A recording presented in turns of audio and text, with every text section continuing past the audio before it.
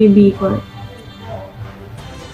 একটা ভিডিওতে দেখলাম যে আপনি খুব রাগ করে বলছিলেন আপনি আপনার বাবা মার সাথে আর থাকতে চান না, আপনি ছেলেটার হয়ে গেছেন।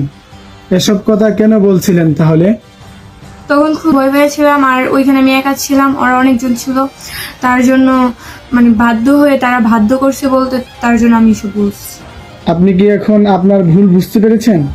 হ্যাঁ, আমি আমার ভুল বুঝতে পারছি, আমি এরকম কাজ আর কখনো করবো না। আর আমি এখন আপনার নাম?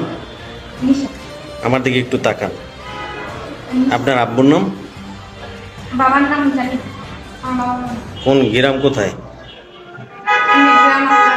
হ্যাঁ, আশুগঞ্জ থানা। ওইটা জানি না। আচ্ছা, আপনার নাম? ভাই একটু তাকান আমার দিকে। কি নাম? আব্বুর নাম? গ্রাম?